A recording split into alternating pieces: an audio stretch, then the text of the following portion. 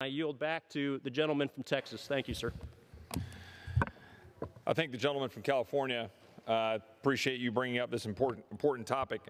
The news these days tends to be filled, and it's not often filled with the positive things that we ought to be celebrating together as Americans and the great accomplishments that we're achieving together, the great accomplishments we're achieving on a completely nonpartisan basis, and advancing our continued exploration. I think Jim Bridenstine is a friend of mine. Just thrilled at what he's doing with NASA. Certainly thrilled to be seeing that we're returning to space vigorously and that we're doing so actively, and just appreciate their service. I love the rich tradition, the connection between NASA and our military. I know that you're a veteran of our United States Navy. I thank you for your service and appreciate your joining me here tonight. My pleasure. Thank you. Madam Speaker, I come down here tonight for a few reasons.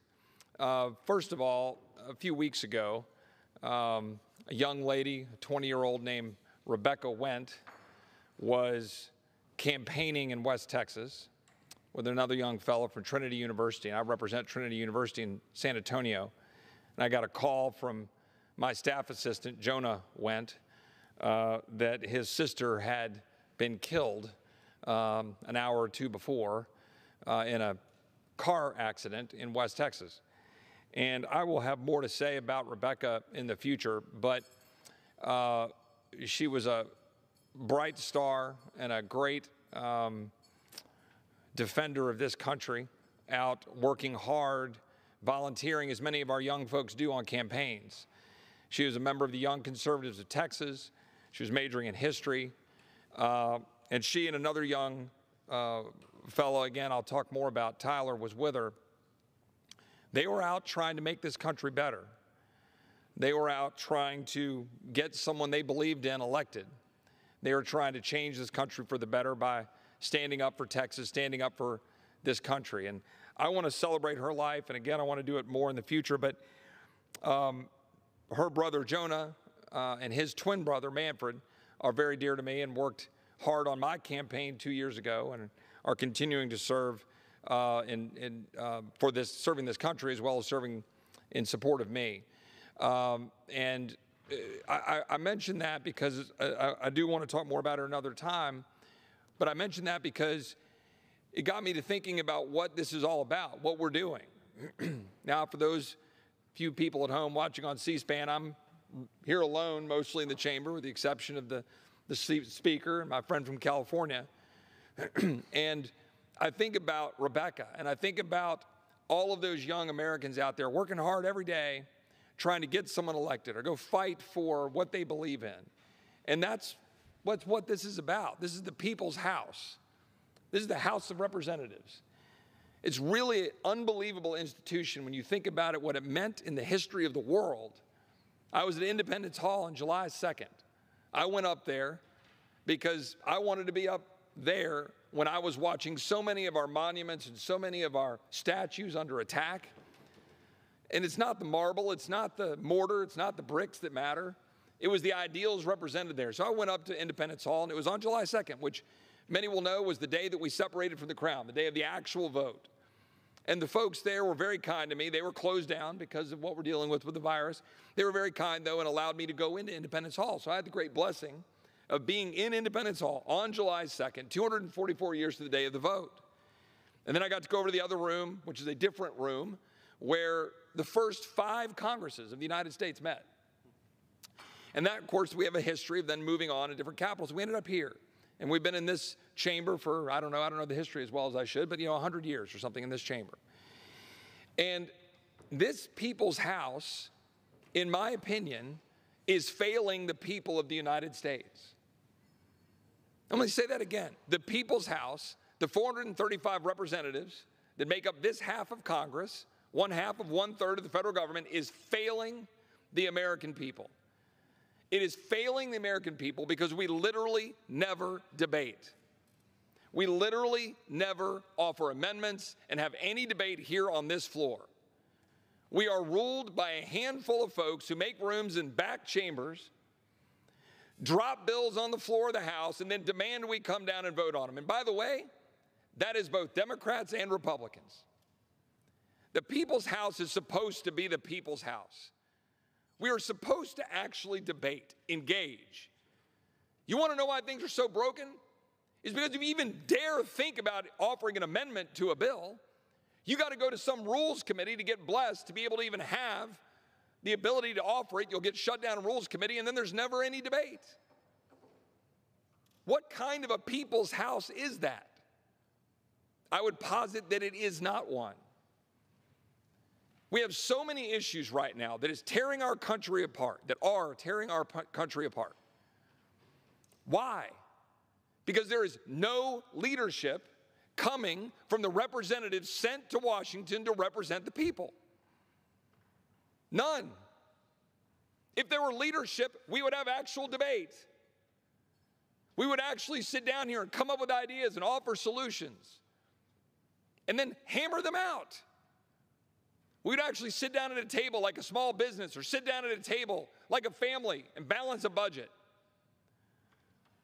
We would have a debate about the proper policies to deal with a pandemic instead of pointing fingers and politicizing a virus.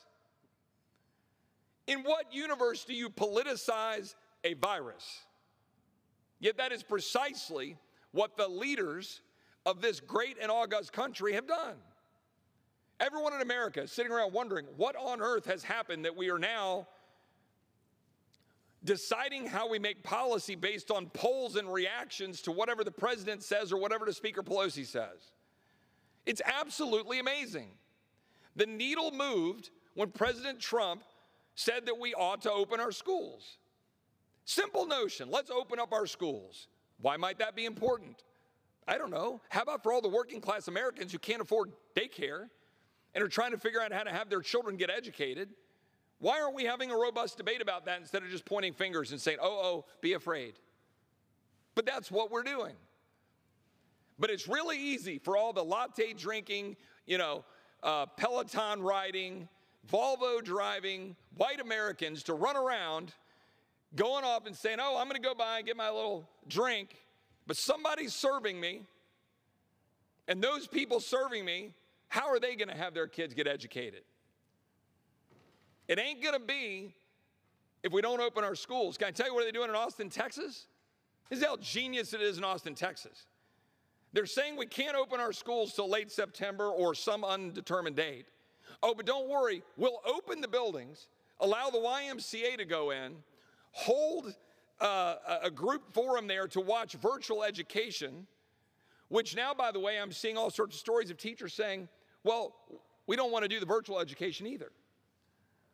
What are we doing for our children? Why are we debating this right now instead of having, President Trump said we should open our schools, so we're going to have a 20% swing in how we view opening our schools? In what universe does that statement by the president change what we should be doing as the people's house about opening our schools? Yet that is precisely what happened. We have a current environment in the United States of America where the very rule of law, which attracts people from all over the world to come here, is being trampled upon by people, frankly, often self-identifying as Marxists, but people who are ravaging cities, literally undermining the health, security, safety, community of our cities, our states, our homes. Federal courthouse being targeted and burned in Portland. Now, what happens? Again, it becomes politicized. In what universe is that political? I mean, I would suggest to anybody, go look at anything I've ever said about federalism or about respecting states and respecting local powers to make decisions that are best for the people. But there's another point to all of this, right? Which is the Constitution talks about securing the blessings of liberty. It talks about what we're supposed to do as a nation in terms of defending the rule of law. Of course the federal government should defend the federal courthouse in Portland. To say otherwise is patently absurd. And yet, what did my Democratic colleagues do this week? What did they do when the Attorney General of the United States was here before the House Judiciary Committee, but sit there and talk over him and mock him and relentlessly stand on the side of lawless Marxists who are trying to destroy a city of the United States of America instead of standing up alongside our law enforcement. And what are we doing? What are we doing as a country? An empty chamber with 3 votes today at 6:30 tonight, or 2 votes tomorrow, or 3 votes tomorrow, and then head home. And then what? Be gone for August? While our businesses burn, literally and figuratively? While millions of Americans don't have jobs? Why are we going to adjourn? Why have we only met something like 15 out of the last 100 days, or whatever it's been? It is an absolute embarrassment what has become of the people's house. We should be ashamed. We should be ashamed that we are not here doing the work of the American people.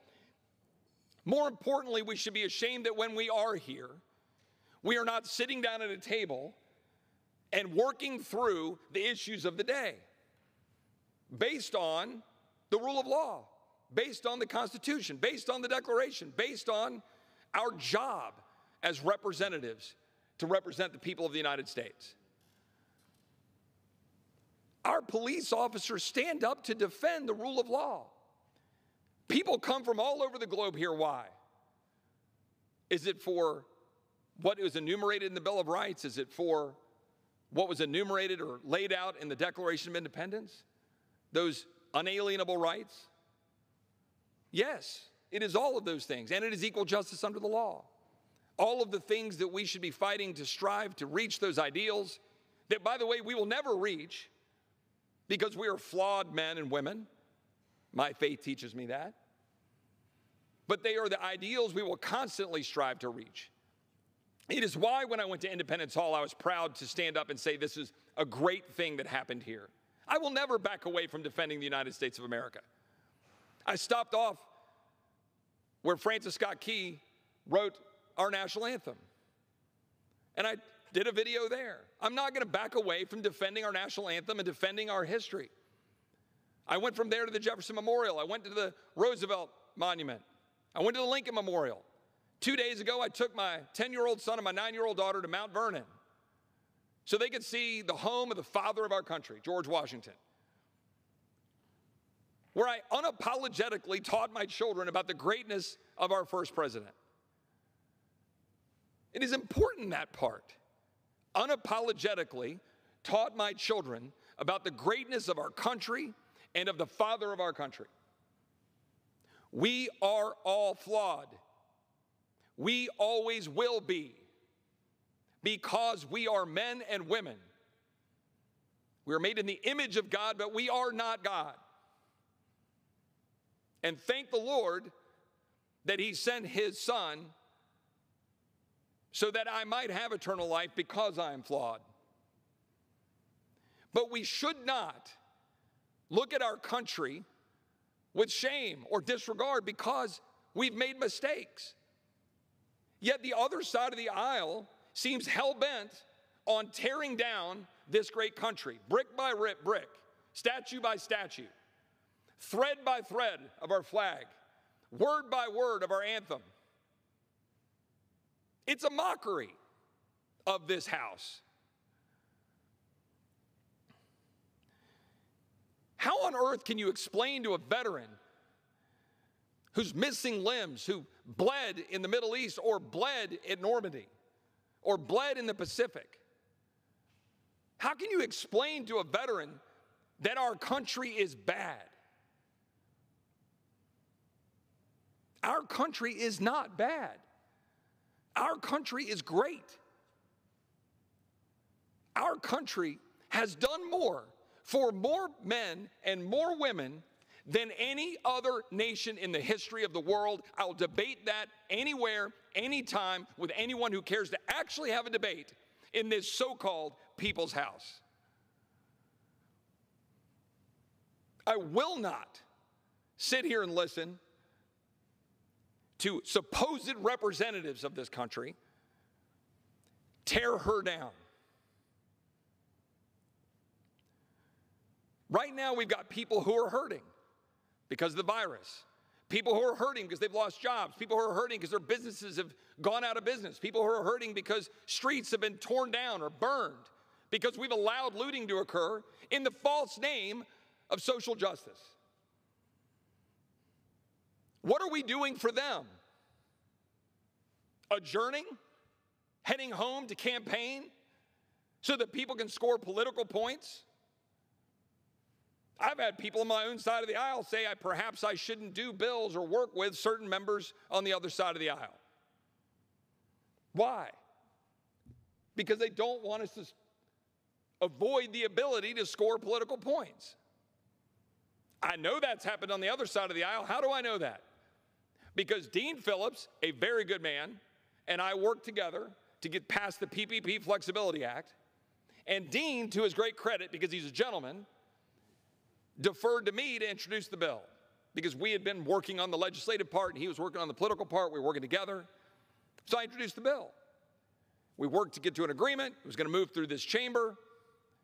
But it couldn't be in the name of the Republican freshman from Texas, who, by the way, is in a district that might be on the hot list for the DCCC. Coincidence?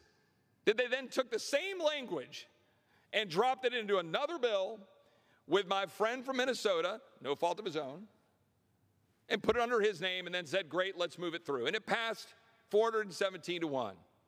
Yes, Congressman Massey, I'm looking at you with a little bit of love. Why? This is what the American people are sick and tired of. They're literally just sick of it. We can disagree, and we're going to disagree. Dean and I disagree. The Speaker and I disagree on issues. But we also agree. I was proud to join the Speaker in January, along with Dean and another Democrat. 3 Republicans and an independent. You can guess who the independent was. Why? To write an op-ed in the Washington Post saying, hold on here, maybe we should rethink 20-year-old authorizations of force.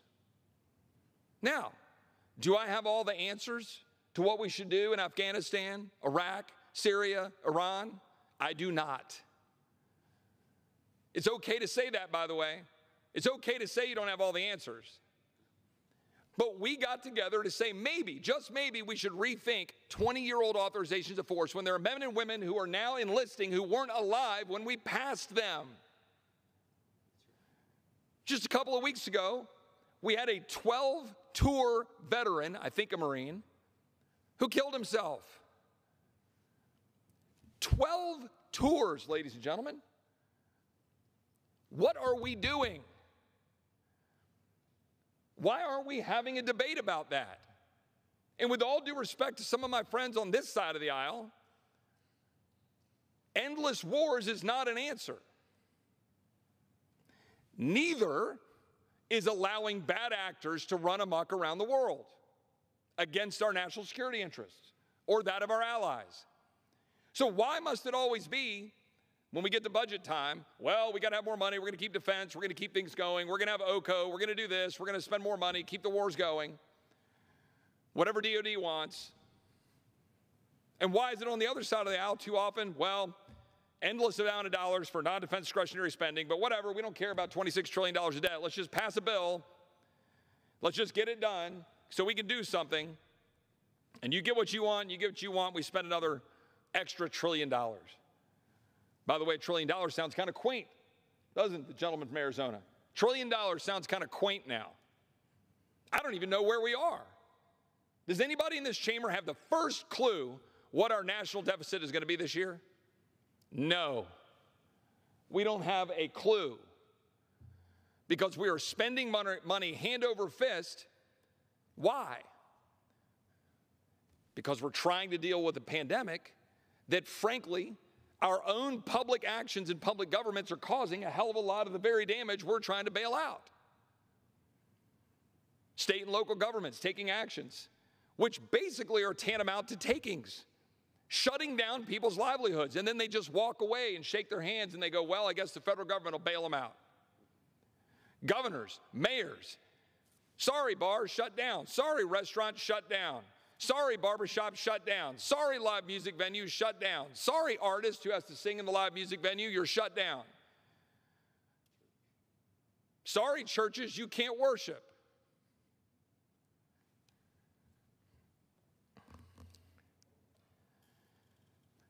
Madam Speaker, I'm sitting here in this chamber wondering what it's going to take for the House of Representatives to actually represent. We don't govern. That's not what we do in America. We represent. We each represent whatever we represent, 700, 800,000 people, depending on the district. And we're here to share their values and beliefs and reach to some point of actual responsible leadership and do our job. But I got to say something here. The President of the United States, he draws a lot of fire. The President of the United States ran in 2016 on what? Build the wall, drain the swamp. And what does drain the swamp mean? I would tell you that whatever you think of the president, drain the swamp means everything I'm just talking about and 1,000 other things that are irritating the American people every single day about why this government, and particularly this Congress, can't do its job, why bureaucrats stand in the way of what the people want, why judges make up the law, why Congress can't balance a budget. That's the swamp.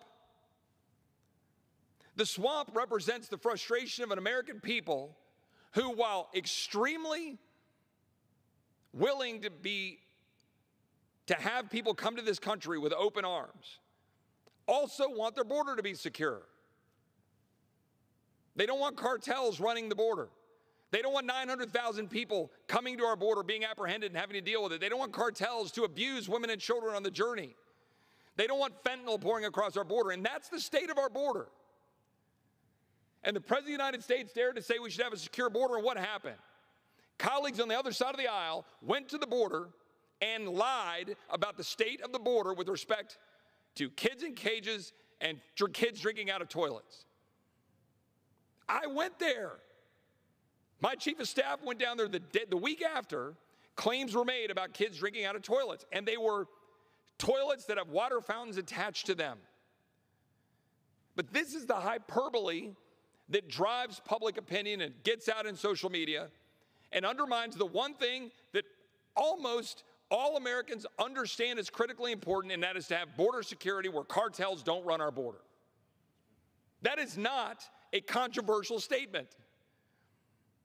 But by the way, it's not just my colleagues on the other side of the aisle. There's a whole lot of people on my side of the aisle who love to sit there at the Rio Grande and have a little sign that says no trespassing, and then they wink, wink, nod, nod, and they over here they have a help wanted sign. How about we have an honest conversation about what a secure border looks like? Why don't we sit down at a table and actually do that? I'm sick and tired of Republicans who 10 years ago were saying to those of us who thought we should have a secure border because we knew what was happening and we saw what the cartels were doing and we saw the horrors of human trafficking and we saw the dead bodies in deserts. And people in our own party were saying, well, fences are a 19th century solution to a 21st century problem. And now because it's a politically charged thing, the president's for it and it's become partisan. It's like, well, yeah, we're all for it. When are we going to do our job, Republicans and Democrats, to do that? Secure the border of the United States. Not because we don't want to welcome immigrants, but because it's the responsible thing for a government to do. Why would we let the Reynosa faction of the Gulf Cartel run the border in the Rio Grande Valley? But that is precisely what we're doing. Why would we allow fentanyl to pour across the border? Why would we allow addicts in our country to have a constant supply coming through from Mexico across our border through Texas, through Arizona, through New Mexico, through California? Why would we do that? It defies all rationality. It makes no sense. Yet that's what we do. And the American people are sick and tired of it. And giving credit where it's due, the President of the United States has tried to attack that problem. And he has met resistance from the swamp at every turn. He's met resistance from my Democratic colleagues, met resistance from bureaucrats at DHS, met resistance from bureaucrats throughout the administration when he's trying to do what the American people elected him to do. When we stand up saying we should defend the rule of law and stand beside law enforcement, what happens? The swamp pushes back. It says, no, we can't do that. Heaven forbid we have federal law enforcement protecting a federal courthouse.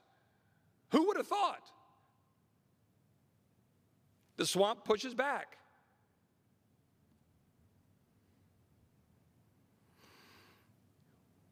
Right now, we're facing the struggles that we're dealing with respect to the pandemic. I suspect that my friend from Arizona is here to talk a little bit about data about that. I could be wrong. I think I'm right.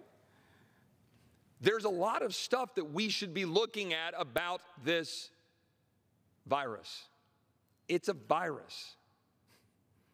This is not something you bottle up into a Tupperware container and put on the shelf. It's a virus. It's out. It's among us. It's in all 50 states. It's in every city and town. It's a virus. What are we going to do as a country to work through it? Cower in fear? Be afraid to actually look at the data? Be afraid to actually talk to doctors who might have an opposing or different view than the powers that be at the CDC or the NIH? Let me be clear. I don't know Dr. Fauci other than having interacted with him in a hearing or a setting like this. I don't know Dr. Birx other than similarly engaging as an official. But they're not the president. They're not an elected member of Congress. They're not an elected member of the Senate. Why aren't we having hearings with alternative, different views from other health professionals, other doctors? There is a large number of doctors, not insignificant, with differing opinions.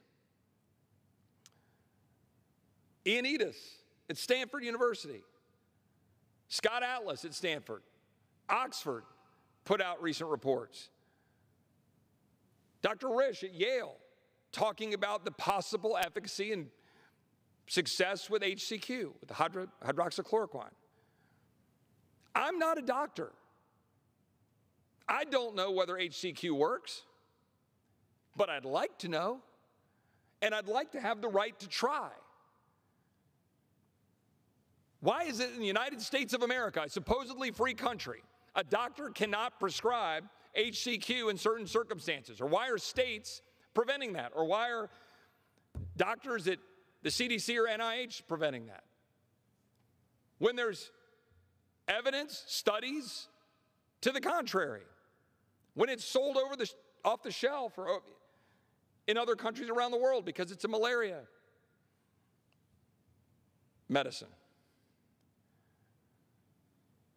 Why would we not have a debate about that? You have doctors going across the street at the Supreme Court of the United States doing a press conference. I don't know them,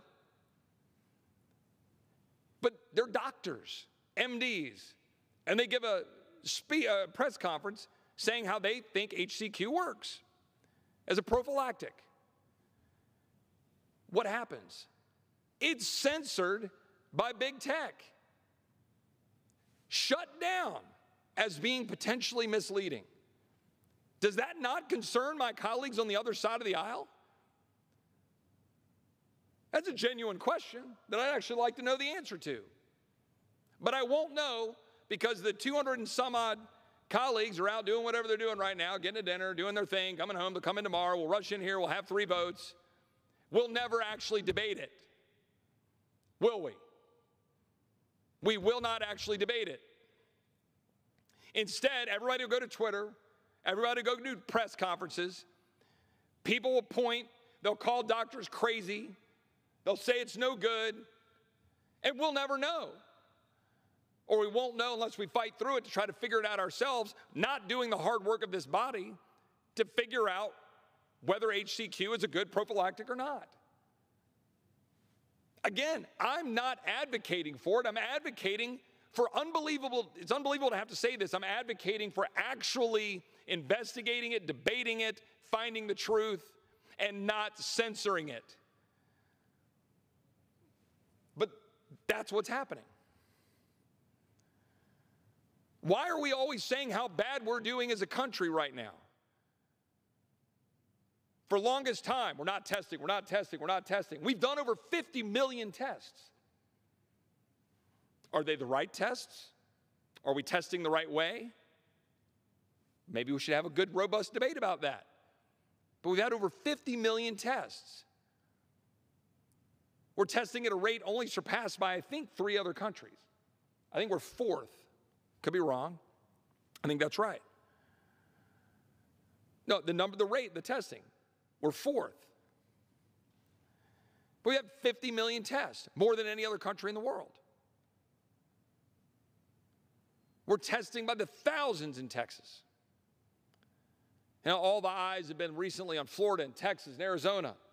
And again, I'm sure my friend from Arizona will have some data on this, but these states, which have had, yes, an increase in the last several weeks, tragically, we're concerned, we're watching it, our governor's all over it, we're paying attention to it, but it's become a political football.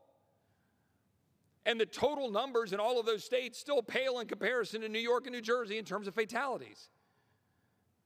And I have no real interest in sitting here and pointing fingers at the Democratic governor of New York or the mayor of New York, talking about how they failed versus how we succeeded or not succeeded or whatever. Why are we doing that?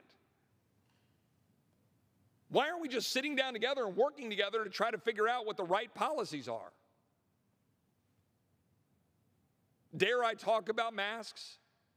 Am I allowed to talk about masks?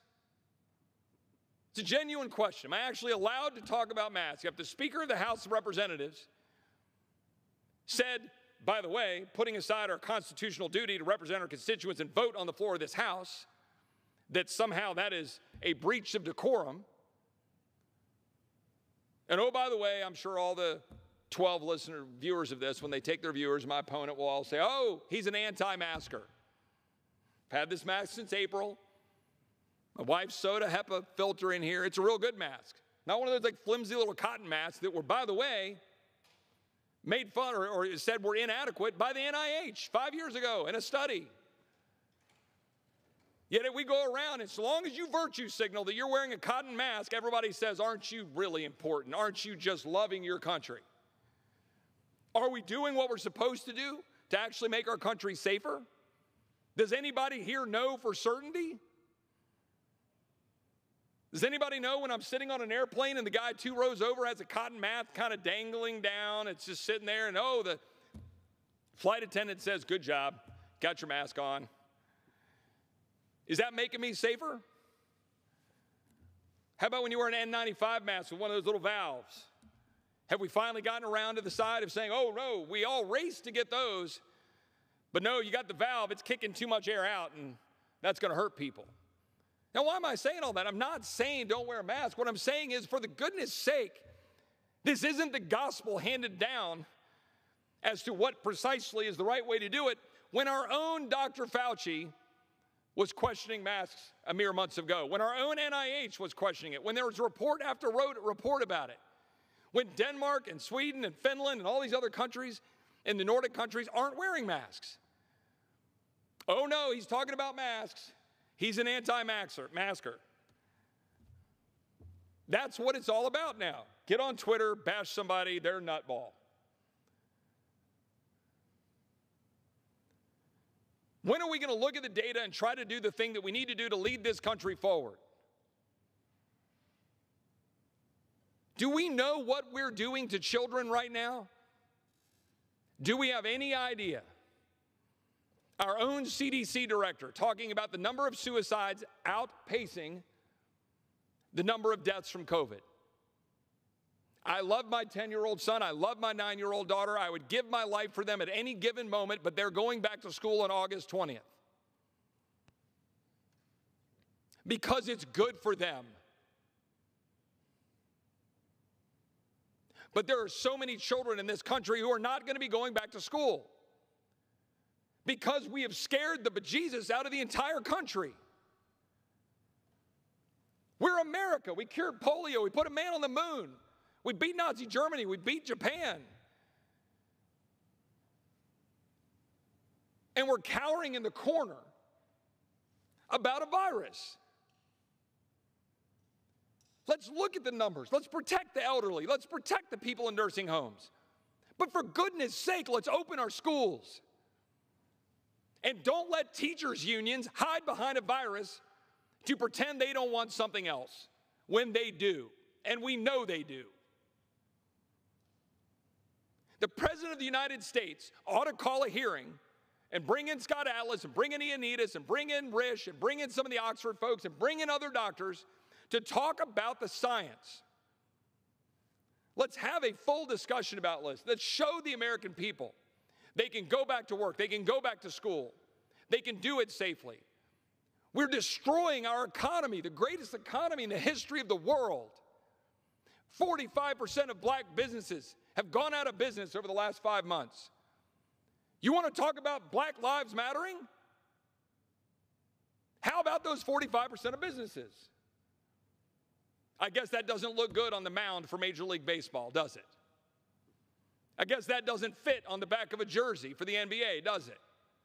Doesn't fit on one of those cute little stickers that the NFL likes to put on their helmets so they can feel good about themselves as social justice warriors. Who cares about those families that are destroyed because the businesses are gone? But that's what we're doing by our own judgment, by our own decisions. And we should be ashamed. The people's house. Look at it. It's empty. I don't know who's running your C-SPAN cameras. Take a broad view. Show the American people the people's house in all its glory. Cycling in your representatives to come in like robots and vote and walk out and then vote and then walk out and spend all day voting but never actually debating or talking. And by the way, 20 or 30 or 40 of them are voting from boats, voting from their homes, using proxy voting. What's a proxy vote? Oh, I'm glad you asked. A proxy vote is when someone isn't actually doing their constitutional duty of voting here in this chamber. A proxy vote is someone sitting at home and telling another member to vote for them, delegating the undelegable. Our Constitution doesn't provide for that. In 1793, our founding fathers were fighting yellow fever. 5,000 people had died in Philadelphia out of 50,000, 10%. They found a way to meet. Washington, Madison, Jefferson, Adams, they were all debating, how can we do this? Adhering to the Constitution. Heaven forbid we adhere to the Constitution. We have a duty to be in this chamber. We have survived wars. We have survived other pandemics. And this stuff isn't foreign to me. My dad is a survivor of polio. It's real. He's got a tracheostomy. He walks with a limp. He can barely get around, but he's 77 years old and he's alive because his mom fought through being a single mom in West Texas after she lost my grandfather who died of cancer when my dad was 7. And here's my grandmother finding out her son has polio in September of 1949. My dad comes home from the hospital to say goodbye to his dad, who he'd only known for 2 years because his dad had been in the Pacific Theater. And then my grandmother runs and becomes the first woman elected county clerk in Nolan County, Texas. Helps my dad, gets up at 4 in the morning, goes, does therapy. He was the first to go on to college. I'm the first to go on to graduate school, and here I am in Congress. It's the American story. It's the American story we ought to be proud to share, proud to push, proud to champion. But instead, we're sitting in here in an empty chamber, running people through, voting on things that likely have no chance of becoming law. In fact, we know these appropriations bills have no chance of becoming law. We know it. Yet we're showing the American people that we're, quote, doing something. If you want to know what the swamp is, it's that. It's a disease, ladies and gentlemen. do something-itis. We got to show the people we're doing something when you're doing literally nothing. That's what this chamber's about. And it should be about something better and more and bigger. We can disagree violently about certain issues and policies, but why can't we come together to balance our budget? Why can't we come together to figure out how to fight a pandemic without politicizing it?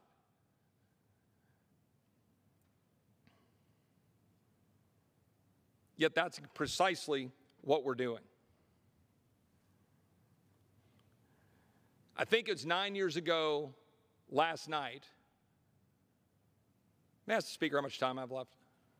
The gentleman has 14 minutes remaining. The gentleman has 14 minutes remaining. 1-4? 1-4.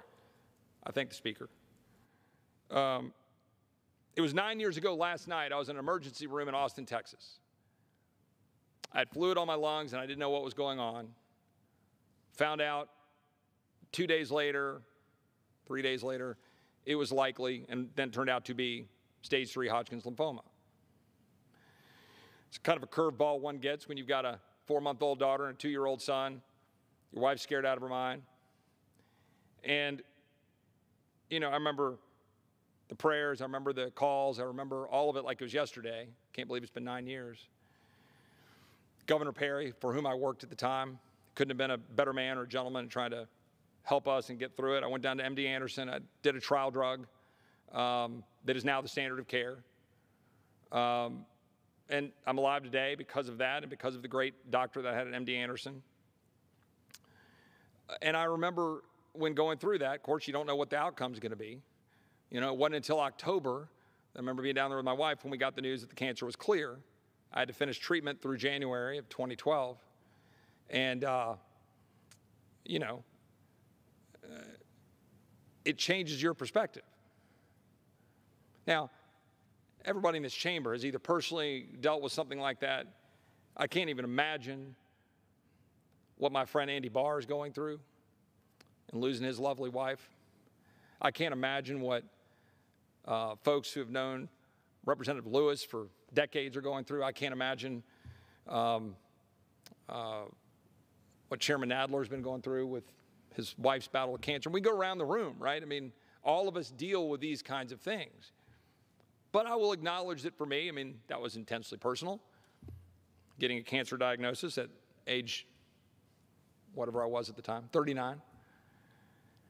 But the reason I bring it up here is because, you know, as I think through this virus right now, I mean, it's a virus. I know it's bad. I know it's scary. I know there are people who have lost loved ones. But our reaction to it has not, it does not represent the greatness of this country, in my opinion. I don't mean that we're not testing enough or we're not getting enough announcements out about masks. I mean loved ones that are dying alone. Let me be perfectly clear that if any of my loved ones get this virus, they're not dying alone. No local judge, no local mayor, no local governor, no president, no member of this body is going to stop me from seeing my loved one. But that's because I'm stubborn. But we're forcing that environment on a lot of people who don't know how to fight a system. Why would we allow that to happen in America? Why? But that's what we're doing. Why would we do what we're doing to children? Out of fear. Again, I promised myself I would lay everything I have to defend and save this republic for my kids and my grandkids, and my now 10-year-old son and my now 9-year-old daughter who are with me here this week. But I would be doing them a disservice if I held them back from going to school. And I know all the arguments about they go to school and then the teachers and then they'll take it home to someone else. Y'all, If we look at the data, look at who's likely to get hit by this virus. We should be adults about this. We are leaders. We set the tone. Fear is not the tone we should be setting as a nation.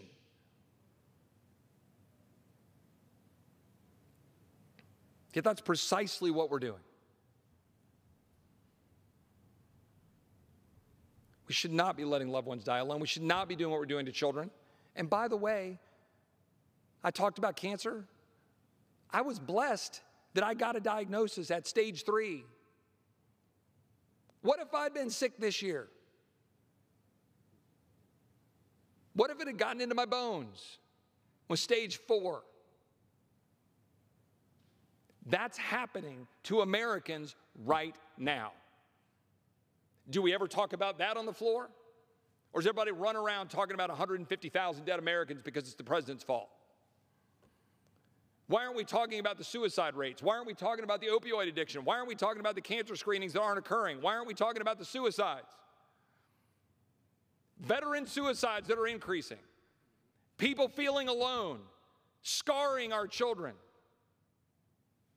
That is not what a great country does. And ladies and gentlemen, we are a great country, and we should darn well start acting like it again.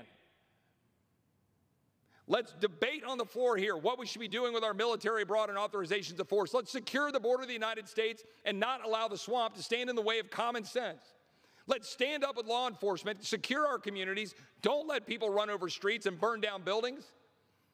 Let's stand up in the face of a virus. Let's say we're going to defeat it, and let's damn well defeat it.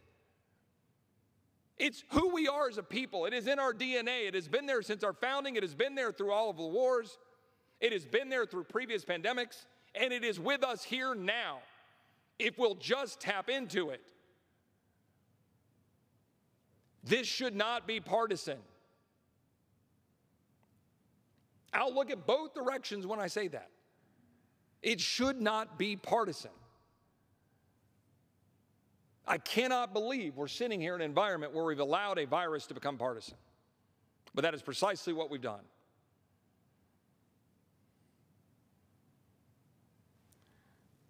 Now, Speaker, I'm not going to take up too much more time. I know that the gentleman from Arizona has been patiently waiting. I suspect I didn't even start to bring up my charts and talk about numbers because I can never do battle with the gentleman from Arizona when it comes to presenting that kind of information. I know he'll do it well. But I do know this. We're a great country that is doing great things right now to combat this virus. I do know that when my physician, when I asked him, a great man, Dr. Yunus, grew up in Damascus, Syria. I asked Dr. Yunus, I said, well, Doc, I'm stage 3. You know, I got a 4-month-old and a 2-year-old and a wife. I'm 39. What am I looking at? And Dr. Yunus looked at me and he said, I'm not going to give you a percentage. Later, he gave me one because I made him give me one. He said, I'm not going to give you a percentage. He said, for you, it's 0% or 100%. Choose 100%. When are we going to choose 100%? When are we as a body, when are we as the Senate, when are we in the White House, when are we together on a nonpartisan basis going to choose 100%?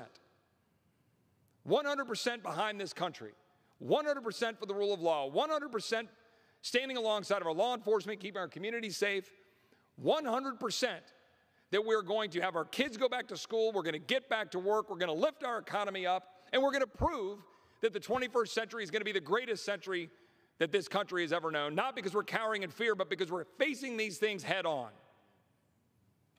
That's what 100% means. That's what being an American means.